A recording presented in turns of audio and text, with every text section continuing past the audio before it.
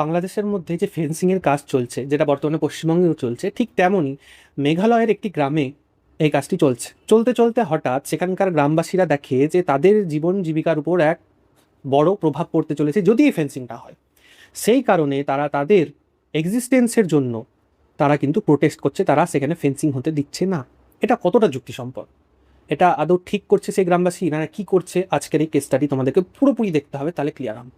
শুধু সেই গ্রামবাসীদের ব্যাপারটা দেখবো না, এখানে জিওপলিটিক্যাল যে ইস্যুটা আছে ভারত বাংলাদেশের সাথে এই ফেন্সিং রিলেটেড, বা এখন নতুন কি বিতর্ক সৃষ্টি হচ্ছে এই ঘটনাটা নিয়ে, সেটাও সম্পূর্ণ আমরা আজকে এই কেস স্টাডিতে বুঝবো। তো hello everyone, welcome to the Pedantic academy.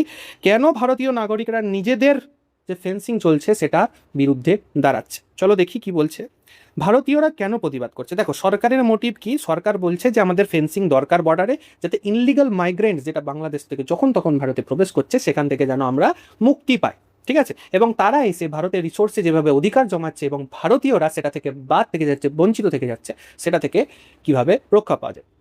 গ্রামবাসীদের ভয় যে ফেন্সিং হচ্ছে, ঠিক আছে, কোনো অসুবিধা নাই, কিন্তু এই ফেন্সিংয়ের চক্করে ভারত থেকে আমরা না বাদ চলে যাই, তারা যেন অন্য দিকে না পাচার হয়ে যায়, মানে বাংলাদেশের দিকে, বা ভারকা না ঘাটকা মাঝখানে পড়ে যায়, এই ব্যাপারটা এখানে বুঝতে হবে, ঠিক আছে?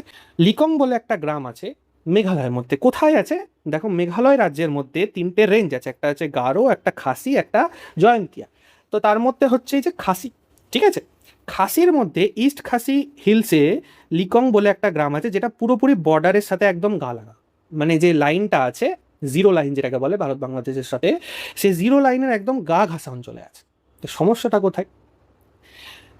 সমস্যাটা বলছে যে যদি ফেন্সিং হয় তাহলে এই লিকং যে গ্রামটা আছে সেটা ভারতের মূল যে ল্যান্ড এরিয়া রয়েছে বা ভূখণ্ড রয়েছে সেটা থেকে গ্রামটা বাদ পড়ে যাবে। কিভাবে বাদ পড়বে দেখতে হবে। কি বলছে গ্রামবাসীদের মূল ভয়? না এদিক না ওদিক, ঠিক আছে?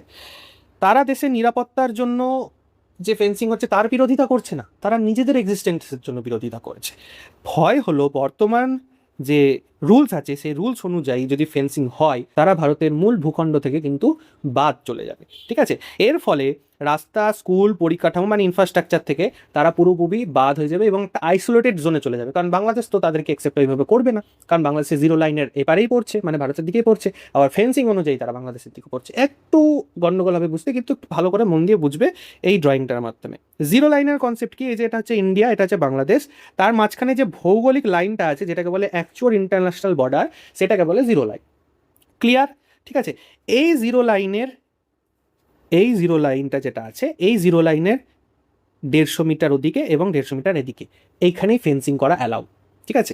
এই ব্যাপারটা এবার একটু ডিটেলসে বুঝবো। এই যে 150 মিটারের কনসেপ্ট, অ্যাকচুয়ালি বেড়া দেওয়া হয় 150 মিটারের নিয়ম, বর্ডার ম্যানেজমেন্ট কনভেনশন হয়েছিল বাংলাদেশের সাথে, ঠিক আছে? তাদের সেই কনভেনশন অনুযায়ী যে জিরো লাইনটা যেটা আছে, যেটাকে যদি বলি জিরো লাইন, তাহলে ফেন্সিংটা এখানে করা যাবে না, ফেন্সিংটা সেই জিরো লাইন থেকে 100 থেকে 150 মিটার ভেতর। ভালো করে বোঝো, ঠিক আছে? এটা ধরো ইন্ডিয়া, এটা ধরো বাংলাদেশ, ঠিক আছে? এটা হচ্ছে জিরো লাইন, ঠিক? এবার যদি ভারতকে, ভারত যেহেতু ফেন্সিং করছে, তাহলে ভারতকে যদি ফেন্সিং করতে হয়, বর্ডার তৈরি করতে হয়, তাকে নিজের জমির উপর 1 থেকে 150 মিটার দূরে করতে হবে। বাংলাদেশকেও যদি করতে হয় তাহলে জিরো লাইন ছেড়ে এখানে তাদেরকে করতে হবে, বাকি এরিয়াটা নোম্যান্স ল্যান্ড হিসেবে পড়ে থাকবে। বোঝাতে পারলাম? তো এইখানে সমস্যাটা কোথায় হচ্ছে দেখো, এই যে বাংলাদেশ, এটা জিরো লাইন, এইবার এখানে যখন ফেন্সিংটা তৈরি হচ্ছে 150 মিটার ধরে, এই মাঝখানে পড়ে যাচ্ছে লিকং গ্রামটা। তাহলে এখানে জিরো লাইন, এখানে বাংলাদেশিদের অত্যাচারের ভয়, এখানে বাংলাদেশি আর্মিদের নিয়ন্ত্রণ, তারপর এখানে বিএসএফ থাকছে, ঠিক আছে? তো তারা এখানে পুরোপুরিভাবে আইসোলেটেড হয়ে যাচ্ছে, ঠিক আছে? তো জিরো লাইনে বেড়া কেন নয়, এই যে এখনই বোঝালাম যে ইন্ডিয়ার বাংলাদেশের মধ্যে যে কনভেনশন ডিল হয়েছে সেই ডিল অনুযায়ী, ঠিক আছে, এই মানে এই জিনিসটা, এই নিয়মটা তৈরি করা হয়েছে। লিকং গ্রামের আসল সমস্যা যেটা বুঝালাম, এই যে দেখো, এই যে ফেন্সিং রয়েছে, ঠিক আছে, এই ফেন্সিং আর এই হচ্ছে জিরো লাইন, এটা হচ্ছে জিরো লাইন, জিরো লাইনের এপারে তো বাংলাদেশ। তাহলে এই মাঝখানে এই গ্রামবাসীরা যাবেটা কোথায়? তাদের যদি স্কুল, কলেজ, হসপিটাল, ইমার্জেন্সি যে কোনো কিছু দরকার করতে পারে, ব্যবসা বাণিজ্যের জন্য, তাদের জমি চাষবাসের জন্য এই গ্রাম থেকে ওই গ্রাম যেতে হয়, তারা তো ভারতে যখন তখন মানে গেট দিয়ে প্রবেশ করতে পারবে না। তাদের তো মানে এরকম সন্দেহ করা হবে তারা জিরো লাইন ক্রস করে বাংলাদেশি হিসেবে, ইমিগ্রেটস হিসেবে ঢুকতে চাইছে এখানে। তখন এখানে বিএসএফ যারা রয়েছে তাদের দিক থেকে এখানে গ্রামবাসীদের উপর প্রবলেম শুরু হবে। এই যে সমস্যাটা, এইটার বিরুদ্ধে এখানকার লিকং গ্রামের গ্রামবাসীরা বিরুদ্ধ মানে প্রোটেস্ট করছে যে এই যে ফেন্সিংটা হচ্ছে এটা জিরো লাইনের উপরে করা হোক, বা একটু একটু দূরে করা হলে অসুবিধা নাই, আমরা যেন ফেন্সিংয়ের ভেতরেই থাকি, আমরা যেন ফেন্সিংয়ের বাইরে না চলে যাই, ঠিক আছে? যদি এই মানে ফেন্সিংটা হয় তাহলে কি সমস্যা হবে দেখো, যে ফেন্সিং থাকবে তার একটা গেট থাকবে, সেই গেট নির্দিষ্ট টাইম থাকবে, সেই টাইমেই গেটটা খোলা হবে।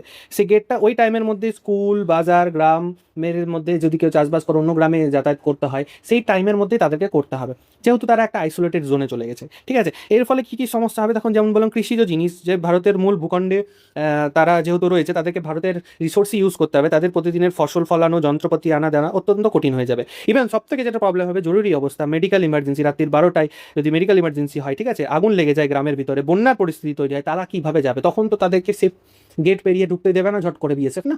তো এর বিরুদ্ধে তাদের প্রোটেস্ট। ঠিক আছে, মেঘালয় সীমানায় কৌশলগত গুরুত্ব দেখো, মেঘালয়ের সাথে বাংলাদেশের মোটামুটি 444 কিলোমিটারের বর্ডার আছে। ঠিক আছে, যেটা অত্যন্ত গুরুত্বপূর্ণ। গারো খাসি জয়ন্তিয়া পাহাড় রয়েছে সংলগ্ন, এই সংলগ্নটা প্রচণ্ড সবসময় মানে বিএসএফ এর পক্ষে 100% নজরদারি কারো সম্ভব নয়, তাই ফেন্সিং প্রচণ্ড দরকার। ঠিক আছে, কেন ভারতে ফেন্সিং দরকার? আমরা জানি যে ইনলিগাল ইমিগ্রেন্টসদেরকে আটকানোর জন্য বর্ডার ম্যানেজমেন্ট আরও আমাদের সুবিধা হবে। ঠিক আছে, জাতীয় নিরাপত্তা তো বাড়বে, সাথে সাথে যে অবৈধ পাচার যেটা চলে, ঠিক আছে, ড্রাগস পাচার, হ্যানা ত্যানা ইনলিগাল সব কিছু পাচার চলে, যেটা ওপেন সব কিছু চলে, সেটা বন্ধ হবে। ঠিক আছে, তাই বিতর্কের কেন্দ্রবিন্দু কোথায় হচ্ছে একটা, ঠিক আছে, যে ভারত বলছে যে জাতীয় নিরাপত্তা, ঠিক আছে, হিউম্যান সিকিউরিটি বলছে যে গ্রামবাসীরা নিজেরাই নিজের দেশ থেকে বাদ হয়ে যাচ্ছে, মানে দেশের সুরক্ষার জন্য যে নেওয়া পদক্ষেপ হচ্ছে সেখানে দেশবাসীদেরকেই ভুগতে হচ্ছে। তাদের তো কোনো দোষ নেই, তারা সেই অঞ্চলে আছে, কিন্তু তারা ভারতের ল্যান্ডের মধ্যেই আছে, তাহলে তাদের দোষটা কোথায়? তাদের দোষটা কোথাও নয়। তো অনুপ্রবেশ বন্ধ করার জন্য এই স্টেপটা নেওয়া হচ্ছে, কিন্তু এখানে বলছে যে সাধারণ নাগরিকদের নিজেদের দেশের থেকে বিচ্ছিন্ন করা উচিত নয়। এই নিয়ে একটা উত্তেজনা কিন্তু তৈরি হয়েছে। ঠিক আছে, এরপর ইন্টারন্যাশনাল প্রভাব কি বলছে? বিকল্প সমাধান হচ্ছে যে তাহলে জিরো লাইনের উপরেই তাদেরকে ফেন্সিং করতে হবে। তাহলে এবার বাংলাদেশের সাথে এই পরিস্থিতিতে ভারতের সম্পর্ক খুব একটা ভালো যাচ্ছে না। ঠিক আছে, এই সাথে যদি এখন বাংলাদেশের সাথে জিরো লাইনের উপর ফেন্সিং করার যদি প্রস্তাব দেওয়া হয়, স্বাভাবিক এখন বাংলাদেশ কিন্তু এটাকে রিজেক্ট করতে পারে। এই নিয়ে একটা কূটনৈতিক একটা লড়াই, ঠান্ডা লড়াই শুরু হতে পারে। বর্তমান পরিস্থিতি, বাংলাদেশের সম্প্রতি অভিযোগ করছে যে ভারত জোরপূর্বক লোকজন পাঠাচ্ছে। আরে জোরপূর্বক কোথায় লোকজন পাঠাচ্ছে? তোমাদের দেশের লোককে তোমাদেরকে পাঠানো হচ্ছে এবং আমরা নিজেদের বর্ডার সিকিউর করছি। ফেন্সিং আমাদের জমির উপর হচ্ছে, ইভেন জিরো লাইনের উপরও হচ্ছে না। কিন্তু এই গ্রামবাসী যেহেতু ভারতীয়, এদেরকে রক্ষা দেওয়ার জন্য আমাদেরকে কি করতে হবে? আমাদেরকে এই জিরো লাইন বা এই জিরো লাইন থেকে কিছু অংশ, হয়তো 150 মিটার হবে না, হয়তো কিছু অংশ এইদিকে করতে গেলে কিন্তু বাংলাদেশের সাথে কথা বলতে হবে। বাংলাদেশের সাথে এখন কথা বলা মানে সেখানে একটা ডিসপিউট তৈরি হবে এবং ফেন্সিংয়ের কাজটা কিন্তু আটকে যাবে। ঠিক আছে, কি বলছে মেঘালয়ের ছাড়াও, ঠিক আছে, পশ্চিমবঙ্গ, যেটা সব থেকে বেশি বাংলাদেশের সব থেকে বেশি বর্ডার পশ্চিমবঙ্গ বর্ডারের সাথেই শেয়ার হয়। তারপর এখানে আসামে কিছু অংশ রয়েছে, মেঘালয় এবং ত্রিপুরার সাথে বাংলাদেশের বর্ডার শেয়ার হচ্ছে। ঠিক আছে, তো এরকম এই ফেন্সিংয়ের কারণে অনেক গ্রামবাসীরাই বিচ্ছিন্ন হয়ে যাচ্ছে। ঠিক আছে, এবং সামনে কি হয় এটাই হচ্ছে এখন দেখার বিষয়। তো এই হচ্ছে সিম্পল আজকের এই কেস স্টাডি। তো এই যে গ্রামবাসীরা এখানে প্রোটেস্ট করছে, এটা কতটা যুক্তিসম্পন্ন তোমাদের কি মনে হয়? তোমরা এখানে অবশ্যই কমেন্ট সেকশনে জানাবে। তো থ্যাংক ইউ ভিডিওটা সম্পূর্ণ দেখার জন্য। Follow বেদান্তিক for more updates.